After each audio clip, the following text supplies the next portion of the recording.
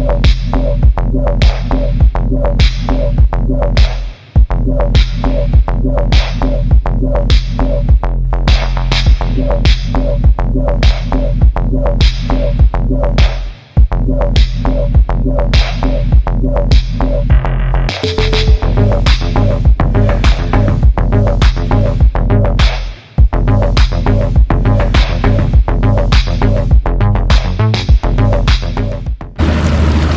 gonna hit this really quick. Is that okay? This side? I got an owie.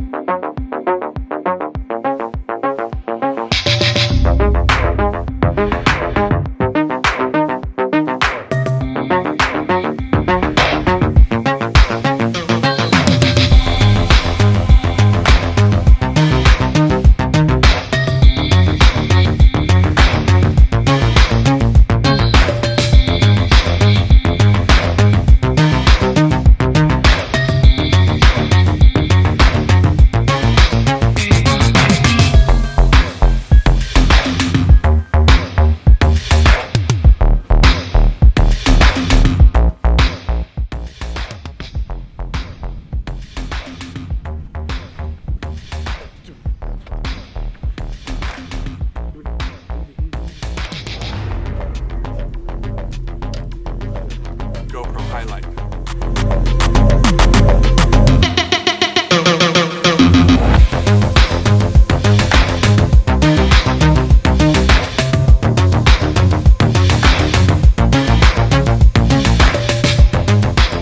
One we gotta get rid of.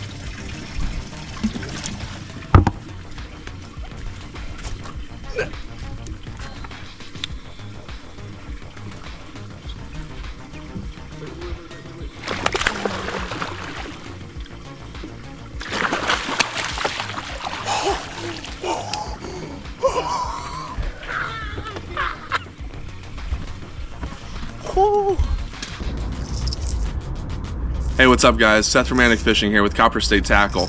I want to talk to you guys a little bit about our derby here yesterday on November 19th at Roosevelt. Robert and I fished Bass Junkies, Let's Talk Fishing, and ABA with a first in ABA finish with big fish, and then second place in Bass Junkies with third place big fish, and then a third place finish in Let's Talk Fishing. Competed against over 100 boats out there all together. Had a good day, lost one good one, but I want to talk to you a little bit about our bite and our pattern that we had going there. So it was basically a three-hole punch. We had 3 different baits working for us from pre-fish, and one of them we're targeting with a 1/4 ounce lipless, and targeting some of the scattered grasses, a Bill Lewis blue and chrome 1/4 ounce lipless. Make a great little bait. It's great in the fall time, downsize a little bit, and you can put it super shallow. A lot of these times in the fall, these fish get super shallow.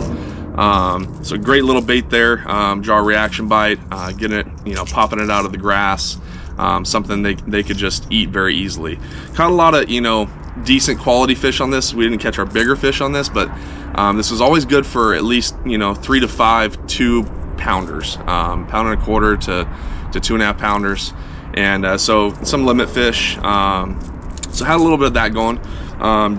In practice, we were throwing the Persuader single, the new Toad Buzz from Persuader, and we had some really good fish in practice, some better quality fish, 4 and 5 pounders, that we got to eat. That didn't work out in the tournament that way. We missed one on it in the morning. That was about it. But I want to share with you guys our main deal that we had going on was flipping. Rage craw, full-size rage craw, green pumpkin. What we had going is up in the Tonto River, the very back. A lot of times this time of year in the fall, these fish get in the very backs of creeks. And we had one little section that last Sunday, I caught a 7 and a 5 out of this one little pocket. And I kind of thought it was super special because it was the last part of deep water. It was about 7.5 feet, and then it went up to 3-4 feet, and then 2 feet on this flat in the very back. So it was the last deep water access for these fish to before they go up and move super shallow. They can come in and out of there and feed.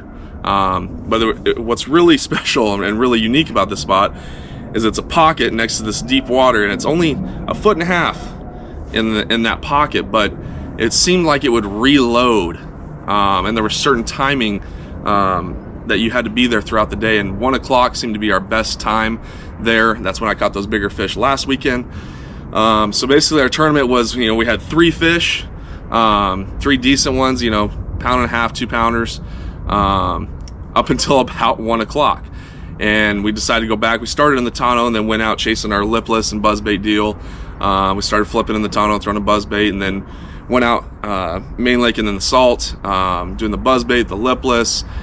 Caught those 3, and we only caught 1 up in the tonneau early, and we caught some non-keepers too later on, bouncing around. But 1 o'clock, we came back to that pocket. There's a bunch of stick-ups in this pocket, and saw something really unique I haven't seen in a long time. Seen it only a few other places, usually in the fall.